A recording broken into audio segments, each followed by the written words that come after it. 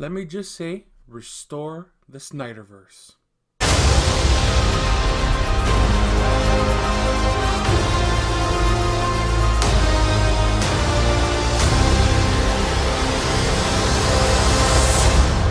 Hey everybody, welcome to a brand new review on the Civil Canadian. I'm Scotty V.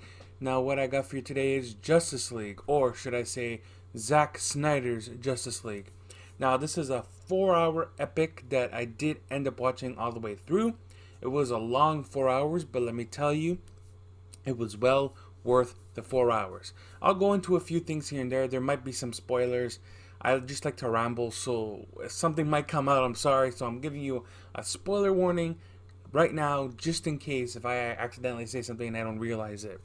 Okay, so now this movie has an extra 2 hours because the original version of Joss Whedon's Justice League was only an hour 50, 2 hours with credits.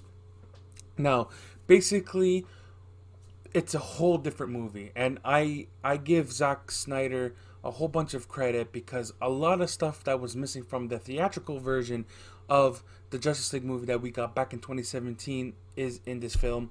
And from my knowledge, there's no Joss Whedon footage that was in the Zack Snyder Justice League, which thank God, because in Joss Whedon's version, I ended up rewatching it a couple of days ago, and boy, the jokes didn't land, and it was just weird, and they made certain characters feel like they shouldn't have been there, if you know what I mean. Okay, I'm going to be talking about a little bit of each character, and then we'll go from action and all that kind of stuff. Okay, let's talk about Cyborg, okay? Ray Fisher's character got pretty much the boot in Joss Whedon's version, and there were some things going back and forth between the studio and Ray Fisher. But let me tell you, we get a more fleshed out story for Cyborg. So we get to see his life when he was a football player for the Gotham University, which we saw in the trailers for the original cut, but we never ended up seeing on screen. His whole entire backstory with his mom and how he got to the way he is got totally cut out. This film shows everything. How his relationship with his mother meant everything, and he was disappointed because he loves his father, but his father chose work over him. It was great. Just Ray Fisher's performance of Cyborg made me feel for the character. Compared to the Joss Whedon version in 2017, I didn't feel nothing for Cyborg. Couldn't care less about Cyborg. He was just there because he was there. But in this movie, he was more fleshed out. He had a purpose. He was one of the reasons why he needed to be on the team to stop Steppenwolf and the armies of Apocalypse. So Cyborg's story was well fleshed out. Everything about Cyborg in this film worked. His dynamic, how am I going to say it? His chemistry with Ezra Miller's Flash is great, which we didn't get much of that in the Joss Whedon version. So this is Ray Fisher. If you end up watching this ever, even if you do, you did a great job, buddy. I'm happy with your Cyborg character, and I actually had an emotional connection with the Cyborg character, which I didn't have in the previous version. Okay, let's talk about Ezra Miller's Flash. Okay, everybody's so used to Grant Gustin and the Flash from the TV show from the CW, which from me a long time ago I used to talk shit about that show, but now I ended up watching because the quarantine happened last year, and I ended up watching the whole season or series, and it's pretty great. Now Ezra Miller's Flash works better in this film. None of that Joss Whedon crap that we got with him falling on top of Gal, and Gal didn't want to do it, and it was a whole bunch of Shakespearean garbage that was in that film. So he's more fleshed out. He's looking for a job. He's trying to find his purpose in life, because we all know Barry Allen's story about his mother and father and the Reverse Flash, which we don't get in this film. We feel for the character. He lost everything. He lost his mother, he lost his father, and he's trying to prove to the world, or to himself, that his father's innocent, and he doesn't know what to do. We know his origin story. We know how the Flash became the Flash, but he doesn't really say it. But he's much more scientifically knowledgeable than any others, except for Cyborg, which is pretty good. His chemistry with Ben Affleck's Batman works. None of that cheesy crap that we got in Joss Whedon's version. And the Flash, like I said with Cyborg, has a purpose. Every single character in this film had a purpose. The Flash, There's a cool sequence in the ending of the movie, which I don't know if I should tell you or not, but you should get your ass down and watch Joss Whedon or Zack Snyder's Justice League, because boy, he comes to full fruition of the Flash and what his powers are, what he can do with his powers, which is amazing. My jaw was just dropped. Like, I couldn't believe what I was seeing from him. And yeah, he was kind of. There were some scenes in this movie that was kind of cringy. Like, why, why was that necessary? And there was a scene which was in the trailer where he was saving Iris West, from what I know. Just that whole sequence was just pure weird. Didn't need to be in there, but I guess it was just to build up for his future film, which we're still waiting for. I don't know what's going on with that movie, but yeah, that's better, much better character driven story for the Flash. Pretty good. Aquaman. What am I gonna say? We got more of his backstory, more of his how he got his armor in the Justice League movie. Volko, one of his trainers, ended up being in the film, which we saw in photos. So Aquaman's pretty much the same, much more fleshed out as it should be. It's a 4-hour movie, so yeah. Wonder Woman, pretty much the same. Her battles were extended from the museum or wherever they were at. She was inspiring hope for the young students. And Superman, obviously, Superman wasn't really in it much compared to the Joss Whedon. He was a little bit in it, a little bit more. And we gotta say, man, his resurrection was 10 times better than what we got in the Justice League movie in 2017. In this film, they understood the Mother Box. They knew how they could bring back Superman, and they wanted to use the Mother Box power to bring him back, which totally made sense. The other version of the Justice League was just, oh, we have a cube, we can bring him back to life, let's do it. Well, no, they developed the story, and they figured out how they can do it, and they ended up doing it, which was great. That battle when Superman resurrected and he couldn't figure out who he was, which was pretty good. That scene was extended, and I loved every moment of it. And remember that joke from Batman, the original Justice League and the Batman v Superman, do you bleed? Nowhere seen in this movie. Thank God. That was so bad. Anyways, Batman is obviously like the Nick Fury of the Zack Snyder universe. He's building the team because he felt bad because he killed Superman technically. And yeah, okay. That's pretty much for the heroes. Quick and simple. Let's talk about Steppenwolf. Holy shit. Okay. Steppenwolf has a 10 times better design than what he had in that old man freaky looking shit in the other version.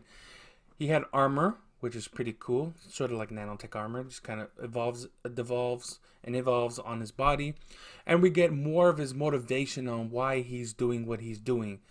He got, in the film, he kind of did something to Darkseid. It doesn't really explain what he did. And Darkseid kind of banished him. Sort of like how Odin banished Thor from Asgard for him to learn. But in this film, we get a reason to why he's doing what he's doing to impress Darkseid, and I actually felt for the character. You do something bad to your superiors, you're gonna get the boot, and if you want to win them back, you gotta trust them and do what they tell you. So that's what Steppenwolf was doing. He was trying to please Darkseid, and I actually felt for the guy. He's trying to win back his family, his own family. He sabotaged. So Steppenwolf's story arc did make sense.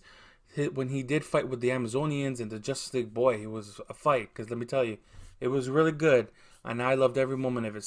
There were some parts of the film, the CGI kind of felt like PS2 graphics, but there's only one part it felt like that, and really didn't bother me too much. The aspect ratio was a 4.3, I think. So the black bars usually we get on the top and the bottom, but it was on the sides. That didn't bother me too much because whatever, I just want to watch the movie. So let's talk about Darkseid. Holy shit, Darkseid! We get him full on fighting the gods back in the day. So like Zeus, Ares, and the Amazonians, the Atlanteans. That fight was pretty good, and he got his ass handed to him. Let me just say that. And ever since that battle, he never really did anything. He sends minions to go do his things. Sort of like, I really don't want to compare it to to the Avengers, sort of like Thanos sending out his minions to do the work. So like he sent Loki to conquer Earth, which that didn't end up happening. Same thing with Steppenwolf, it didn't happen. There was a lot of things building up to a sequel for this film, and boy, like I said in the beginning of the video, restore this Snyderverse, man. We need to see a sequel to the Justice League movie. And bro, the nightmare scene, holy shit, it was at the end of the movie, but man, the conversation between Joker and Batman was well worth it. You have to watch it for you to understand what it is. If you did watch it, let me know down in the comments. A lot of people saying it's the best interaction between Batman and Joker. Possibly. I don't know. There's video games, there's other movies, but let me tell you, that scene was pretty intense because I didn't know what was going to happen. And there is a surprise cameo. Martian Manhunter shows up, which kind of speculated that the general from Man of Steel and Batman v Superman was John Jones. He never mentioned John Jones. He never said his name was John Jones. He said he's Martian Manhunter, and he wanted to join the team, which I'm like, great. Where were you earlier? You should have been in a freaking film earlier. But it was basically setting up the Core 6, sort of like how the Avengers did with their film. Let's talk about one thing I really didn't like, or two things. A lot of slow-mo in this film. Totally unnecessary slow-mo in this movie. Like, okay, maybe one or two times, fine, I understand. But it's a Zack Snyder film. You're going to get what you're going to get. A few slow-mo scenes were totally unnecessary, like in the Ezra Miller Flash scene, a couple of Wonder Woman scenes. I can see why he did it, but just one or two slow-mos is enough for me. Not a whole freaking movie full of it. This is not 300, okay? Another thing, the score was pretty much the same. It was like an angelic feel throughout the whole film. I don't like that. Like, okay, it worked for one scene. You don't need it throughout the whole movie. And I don't know. It's just these are just little nitpicks I have with the film. Superman was great. The Batman was great. It just sucks we're not going to get a sequel to this film. Which, you know what, WB, if you're watching this, you better do a sequel. You better restore the Snyderverse.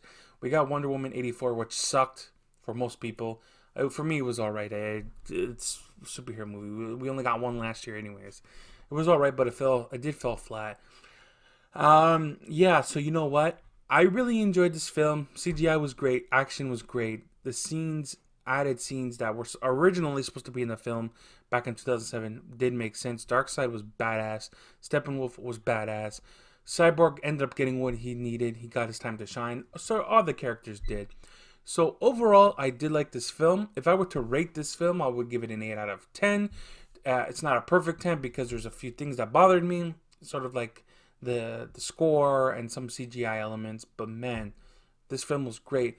Will I rewatch it? Another 4 hours of it? I don't know. 4 hours is a bit long. I might just do it in chapters.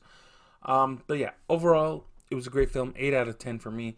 Let me know down in the comments down below what you guys thought of the Justice League movie. Let me know. Do you like it? You hate it? I know for some of you on TikTok already messaged me saying you liked it, and some of you say you hate it. So do the same here on YouTube, and I'll answer you no matter what. Just remember, be civilized in the comments. Don't be a jerk. And also, my Falcon and the Winter Soldier episode 1 review will be coming soon.